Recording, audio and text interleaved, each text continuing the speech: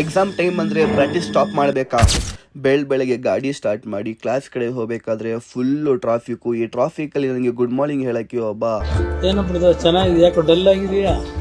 ಕ್ಲಾಸಿಗೆ ರೀಚ್ ಆಗಿ ಪ್ರಾಕ್ಟೀಸ್ ಮುಗಿಸ್ಕೊಂಡು ಅಲ್ಲಿಂದ ಸೀದಾ ರೀಲ್ಸ್ ಮಾಡಕ್ಕೆ ಹೊರಡ್ವಿ. ಶೂಟ್ ಎಲ್ಲ ಮುಗಿಸ್ಕೊಂಡು ಅಲ್ಲಿಂದ ಸೀದಾ ಕ್ಲಾಸಿಗೆ ಬಂದ್ವಿ. ತುಂಬಾ ಪೇರೆಂಟ್ಸ್ ಹೇಳ್ತಾರೆ ಮಕ್ಳಿಗೆ ಈ ತಿಂಗಳು ಎಕ್ಸಾಮ್ಸ್ ಐತೆ, ಎಕ್ಸಾಮ್ಸ್ ಆದ್ಮೇಲೆ ಮಕ್ಳಿಗೆ ಕಳಿಸ್ತೀನಿ ಅಂತ.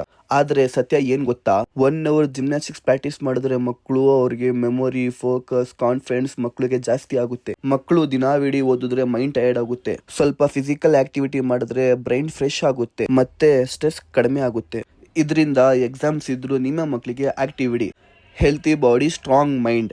ಕ್ಲಾಸ್ ಎಲ್ಲ ಮುಗಿಸ್ಕೊಂಡು ಮಕ್ಳಿಗೆ ಟಾಟಾ ಬಾಯ್ ಬಾಯ್ ಅಂತ ಹೇಳಿ ನಮ್ಮ ಹುಡುಗಂದು ಒಂದು ವಿಡಿಯೋ ಶೂಟ್ ಮಾಡಕ್ ಬಂದ್ವಿ. ಸಖತ್ತಾಗಿ ಬಂದ್ವಿ, ಸಖತ್ತಾಗಿ ವಿಡಿಯೋ ಶೂಟ್ ಮಾಡಿದ್ವಿ, ಸಖತ್ತಾಗಿ ಎಂಜಾಯ್ ಮಾಡಿದ್ವಿ, ಸಖತ್ ರೆಸ್ಟೋರೆಂಟ್ಗೆ ಟಾಟಾ ಬಾಯ್ ಬಾಯ್ ಹೇಳ್ಬಿಟ್ಟು ನಮ್ಮ ಪಯಣ ಸೀದಾ ಮನೆ ಕಡೆ.